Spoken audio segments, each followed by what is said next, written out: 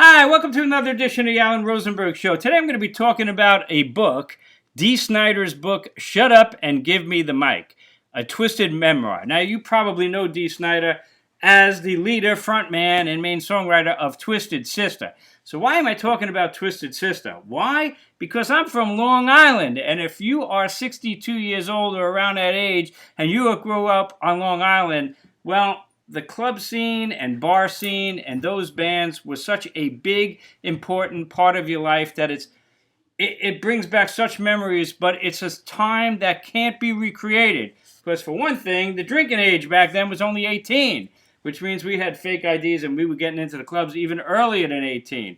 And these major bands, calling them bar bands is not right. I was in a bar band, well, after these guys, and I would play little bars. These guys were club bands, but when I talk about clubs, they were rock stars, and they were huge. And these clubs, without exaggeration, would hold 1,500, 2,000 people. These bands were making more money than quote-unquote real touring bands. I'm going to show you some clips, and I've done this before. I want to give you some ideas. So here's some of the clubs. So here was the Paramount, and this was in Bayshore. And who's playing there? Henry Paul Band, the Good Rats, Stan Anderson, NRBQ, Edgar Winter, Rat Race Choir. Those were the club bands. Tom Waits. The club bands were immense. Past time. These will bring back some memories. And you will always see, there's the Freelance Vandals. I'm going to show you their album. Timberwolf playing the Grateful Dead. So you would have the club bands mixed in with the regular bands. Adventureland, an amusement park that's still going strong. They would have Tuesday night concerts. There's Edgar Winter and Dave Mason. Who played the biggest one? We're going to talk about it. Twisted Sister. Who's this? The Calderon Concert Hall was a concert arena. I saw Joan Jett, Patti Smith, and others. But who's playing there? The Good Rats. Major club band. Triumph. Devo. Hall & Oates. The Good Rats. These bands were huge. Here's Speaks, another immense club that would hold thousands. Zebra, Good Rats, Rat Race Choir, Crystal Ship, Harlequin. Here's the Good Rats opening up. Live at Last, special guest Zebra at Speaks. Huge, huge clubs. How about Thrills? I have their album. I'm about to show it to you. Thrills would release an album, and they had a party for it, and I'll show you that. It was at, what club was that? That was at my father's place, which would have national touring bands playing there. The Mad Hatter, anybody remember that one? Stan Anderson, Full Circle. Twisted Sister, every Tuesday. At Tui's, Otter Creek. I'll show you their album that they put out. These were, calling these bands club bands is an understatement. Here's another one. This is at Rockaways, and Full House is playing. Remember them? Humble Pie is playing there, but so is Rat Race Choir and Volunteers. That's right. These club bands were big as the touring band. They were bigger than the touring bands. Here's Stanton Anderson Band was a big one. How about the Good Rats at the Calderon Concert Hall with the Ramones opening up for the Good Rats? I'll show you a couple more. Who's this one? There's a Rat Race Choir at the bottom with Twisted Effin' Sister, which is what Dee Snider would often stay on the stage. How about Crystal Ship? That was a Doors cover band playing at the Tower Theater. And how about this one? Twisted Sister, unsigned, selling out the Calderon Concert Hall, December 31st, 1979 into 80. This is a legendary show that he talks about in that book. How about this ad? For Hammerheads, the Good Rats, Zebra. Oh, and the Pretenders are playing as well. You get the idea. These club bands were huge, but more importantly, incredibly talented and musicianship-wise as good as, if not better, than the quote-unquote real touring band. Sorry for my dog barking. So now I'm going to show you something here. Here's a page in his book. And I'm going to read something about what Dee Snider writes. The tri-state bar club scene was all about playing covers. This is the early mid-'70s. There was virtually no place to play original material, and the club-going audience didn't want to hear any original material. It was sad, really. Bands were expected to be human jukeboxes playing the songs people know and wanted to hear, the hits. When it came to rock bands and rock music, no band was bigger than Led Zeppelin. Bands went to incredible lengths to play the most accurate renditions of Zeppelin songs, and the audiences demanded it. Playing Led Zeppelin poorly was sacrilege.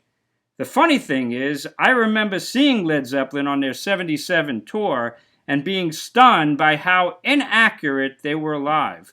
Sorry, boys, but if a bar band played your music the way you did that night, they would have been tarred, feathered, and run out of town on a reel. Seriously. And he's right. These club bands, the musicianship was extraordinary. And on Long Island, there was a lot of them. I just showed you the Freelance Vandals. This was an album I picked up from them. There's Thrills. And some of the bands, and this is all autographed on the back, some of the bands, they weren't satisfied just being a local band. They would play originals. Here's Otter Creek. And they tried to make it national. Not so easy to do. But the four biggest bands on Long Island at that time, for sure, was Rat Race Choir, incredible musicians. They used to play a lot of Jethro Tull, and Better Than Toll would play it. But they never really did much as far as original material goes. And then you had, my favorite, actually, is the Good Rats. And they got signed to Passport, and they had lots of albums. This album, and there's Rat City in Blue, and these are great. I am a huge fan of the Good Rats. If you grew up on Long Island, you would know these bands. I mean, these bands were like legendary. Let's throw some Good Rats up there. There's that one. Here's a Tasty, legendary album from the Good Rats. Just great. Rats to Riches, fantastic album, probably my favorite of their albums. And what else? Birth Comes to Us All, great American music. You know, these bands had really great careers, but the Good Rats were still pretty much local. And Dee Snider comments about them that they just never really tried to expand, in his opinion, nationally. They did some touring as an opening band nationally, but they just never really pushed themselves to get out there as a national band. Then you got Zebra, probably my second favorite of the bands. And of course, they got signed to Atlantic and released the amazing Zebra debut album. And they're still going strong, actually, touring their 50th anniversary tour right now. And this is No Telling Lies. So that first Zebra album is unbelievable. One of my favorite debut albums of all times, actually. Like I said, they're still going strong. So Zebra tried to make it nationally and did on Atlantic Records. And they got other albums. Here's a live one. They're going to be putting out a new album apparently soon.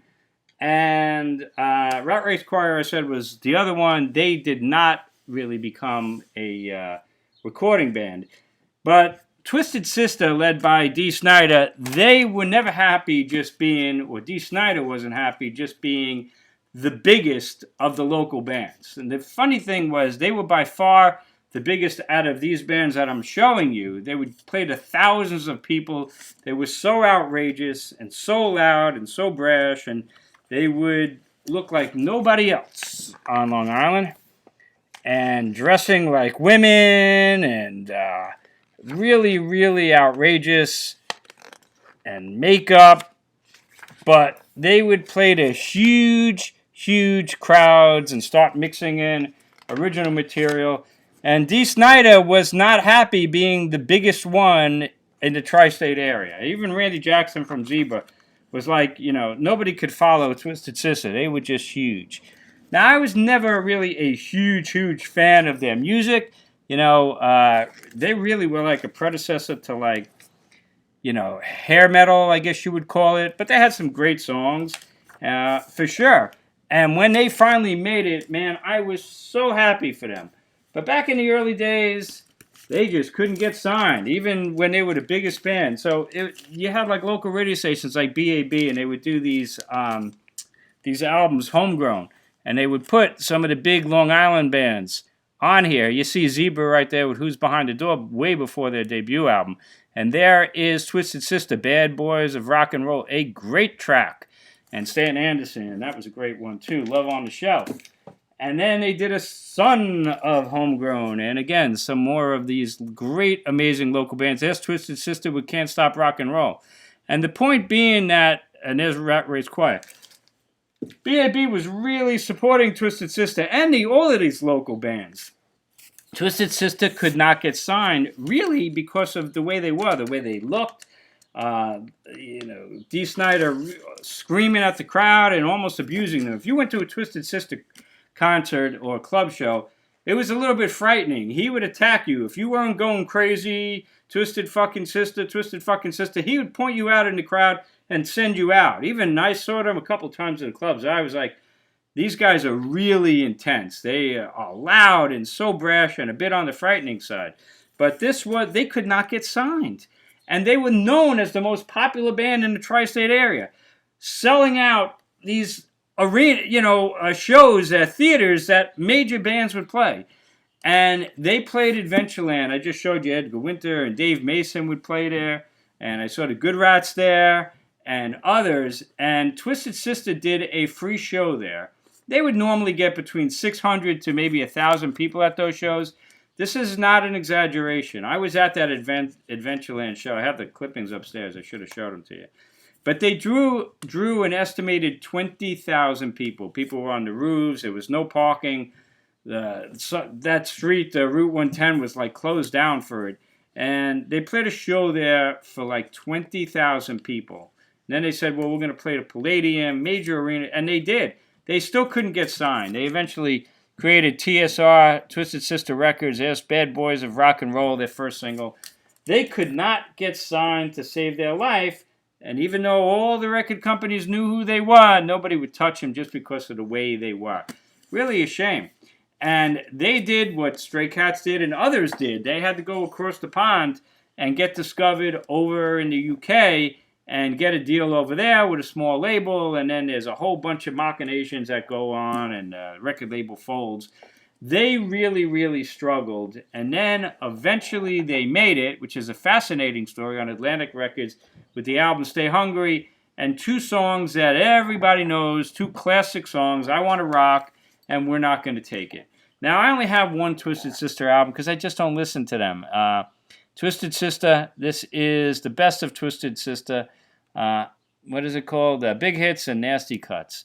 And this has got some live cuts. They do always a fun version of the Stones' It's Only Rock and Roll. But there it is. We're Not Going to Take It and I Want to Rock. Great videos and songs that are played constantly on the radio, and deservedly so to this day. This is a really cool book. I wanted to frame it, frame the story to you, because this is Dee Snider wrote this book. I don't see any co-author. It's definitely his. You sound like you're just talking to him, and this one happens to be autographed, but not to me. I actually found this book at a used store for like very cheap. Dorothy, You Rock from Dee, I guess. But it was a really fun book to read, even if you're not a big Twisted Sister fan. But if you're from the tri-state area, you relive those club scene days and the struggle to get signed and getting signed by like an independent label. But then the record label goes drop dead bankrupt and they lose their tour supporting. And then they finally get picked up on Atlantic, who vowed that they would never ever sign them. But then they finally get signed and they have a huge hit. And unfortunately, they flame out relatively quickly. Internal squabbles. Dee Snider, and he says it throughout the whole book. He's got a lot of self-confidence. He's a bit of a megalomaniac, and he actually says it. But he always believed in himself, and they became a huge worldwide band, at least for a period of time. And it's a great, great story that is completely covered in this book. And it's a big book. This book has got 420-something pages, and it's from the beginnings of Twisted Sister to when Dee Snider goes bankrupt twice. But then at the end, he says he picks himself up, gets a broadcast, he's on the radio, and he does voiceovers, writes a movie, writes screenplays, and becomes really famous and big, which is a wonderful story in itself. But from a guy like from Baldwin, Long Island, I'm the South Shore guy. He's Baldwin, I'm Belmore and Massapequa, and I know all these places and that history. It's a really, really great story. So you don't have to be a big Twisted Sister fan, because I'm actually not. No offense, Dee, if you ever see this video. I like Twisted Sister, but I do prefer the Good Rats and Zebra. But they were in a class by themselves, and no doubt that Twisted Sister was far bigger than these bands, yet couldn't get signed. It's the damnedest thing. So it's a great story of just really trying so hard and making it, and then falling back down to nothing, where his wife is working a part-time job as a hairstylist just to make some bucks, and he's actually, like in the train station, putting brochures on cars. It's an interesting story, for sure. So highly, highly recommended. Dee Snider, Shut Up and Give Me the Mic. His story of the beginnings and the whole history of Twisted Sister. And it's really good. So highly recommended, especially if you're from Long Island, man, because you lived these days. And I just thought it'd be fun to kind of frame this whole Long Island scene, which was so great. All these wonderful bands that, you know, it was just a great time. And unfortunately, it could never be recreated, because when they actually changed the drinking age to 21, that was it. You know, the clubs pretty much went out of business because nobody could go to them. You know, by the time you're 21, you're already doing other things and going to school, and you needed that younger age. So that's that. But anyway, highly recommended, Dee Snider, and Shut Up and Give Me the Mic. And I hope you enjoyed this video. As always, thanks so much for watching. If you're new to my channel, hit subscribe. And I got playlists of 400, almost 500 videos over 5 years. So feel free to check them out. As always, thanks again.